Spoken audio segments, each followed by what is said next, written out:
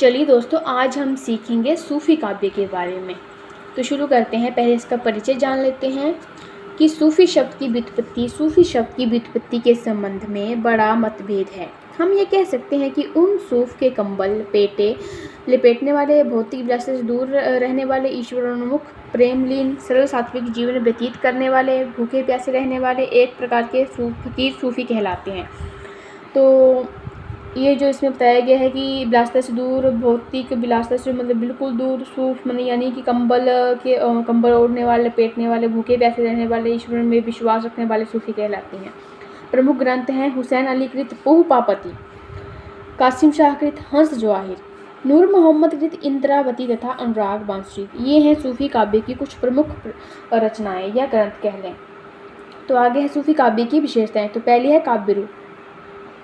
सूफ़ी प्रेम काव्य की प्रवृत्तियों में सबसे प्रमुख है इन काव्यों का विशिष्ट काव्य रूप, यानी कि काव्य रूप इनका सबसे विशेषता पहली है जो प्रमुख है।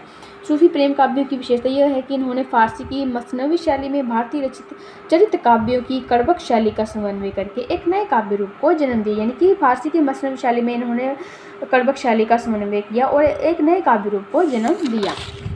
दूसरा है हमारा स्तुति खंड की व्यवस्थित योजना। तो इसमें है सभी सूफ़ी प्रेम काव्यों में स्तुति खंड लिखे गए हैं। इन स्तुति खंडों में एक निश्चित क्रम और व्यवस्था का निर्वाह है।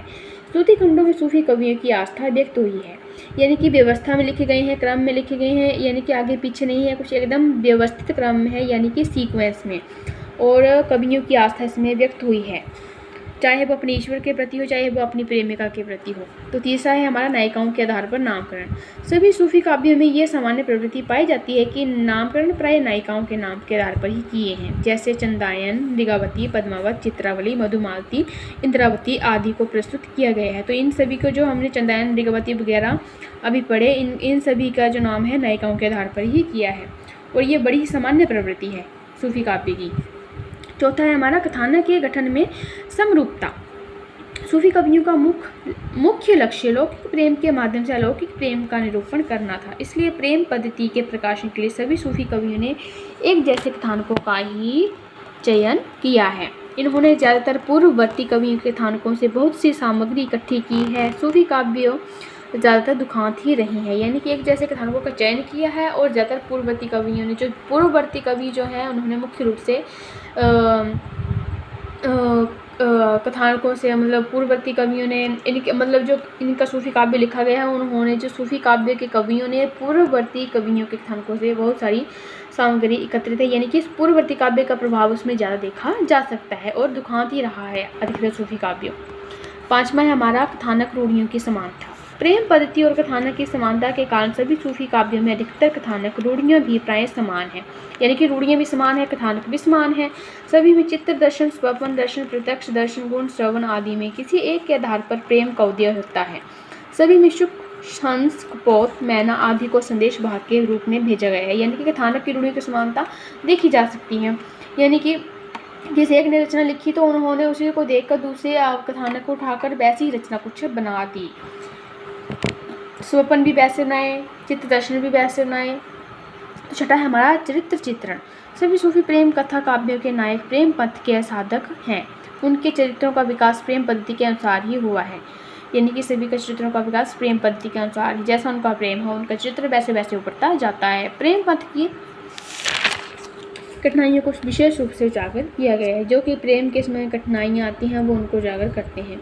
सातवां है हमारा सौंदर्य चित्रण। सभी सूफ़ी प्रेम काव्य में सौंदर्य निरूपण का आधार है। सभी सूफ़ी कवियों ने नायिकाओं के लौकिक सौंदर्य का वर्णन किया है, और इस प्रकार के उन्होंने परमात्मा के रूप में चित्रित किया है। उन्होंने नायिकाओं को जो सौंदर्य का वर्णन है उसे उन्होंने परमात्मा के समान माना है, यानी कि उनको वो इतना प्यारा है कि वो उनकी लत अगर लग जाती तो छूटने का नाम नहीं लेती थी, यानी कि वो एक मदिरा पान के नशे की तरह उनको ये लाती थी। प्रेम निरूपण। आठवां है हमारा प्रेम निरूपण। सूफ़ी कवियों की सबसे प्रमुख प्रवृत्ति है प्रेम निरूपण। डॉक्टर असद अली ने सूफ़ी प्रेम पीड़ा के स्रोतों पर प्रकाश डालते हुए लिखा है कि सूफ़ी काव्य परंपरा में हिंदी के मुस्लिम सूफ़ी कवियों ने अपने प्रेम आख्यान काव्यों में प्रेम की जो पीर दिखाई है वो फारसी के सूफ़ी कवियों दार्शनिक से बहुत ही प्रभावित है, यानी कि सूफ़ी कवियों ने जो अपने प्रेम निरूपण की जो पीर दिखाई है, प्रेम की पीर दिखाई है, वो फारसी सूफ़ी कवियों से अधिकतर प्रभावित है और दार्शनिकों से प्रभावित है। तो नौवां है हमारा विरह की प्रधानता। विरह सूफ़ी प्रेम साधना का अत्यंत आवश्यक अंग है। विरह जो है सूफी काव्य का आवश्यक अंग है। सूफी काव्य में विवाह प्रेम साधना की एक सहज परिणति मात्र है, जबकि इतर प्रेम काव्यों में वह एक सामान्य जीवन व्यापार है और उसमें साधना पक्ष का विकास नहीं दिखाई पड़ता है। 10वां है हमारा विचारधारा कि सूफी काव्य की विचारधारा कैसी थी। यहाँ ये बात स्पष्ट है कि सूफी कवियों ने अपने काव्यों की रचना एक निश्चित उद्देश्य को ध्यान में रख कर की है। ये सभी कवि एक और इस्लाम धर्म से प्रेरित थे और तथा दूसरी ओर अपने समय के शासकों से भी प्रेरित थे। यानी कि सूफी कवियों जो सभी रचनाओं में देखा जाए तो उनका एक उद्देश्य निश्चित था, निश्चित है। मतलब कई कवि जो है इस्लाम से प्रेरित हैं तो कई अपने समय के शासकों से, कि धर्म कईयों का बड़ा मतलब साधारण था कि अपने धर्म के प्रति बड़े सच्चे थे और कई अपने शासकों के प्रति कई सच्चे थे, दरबारी थे जो।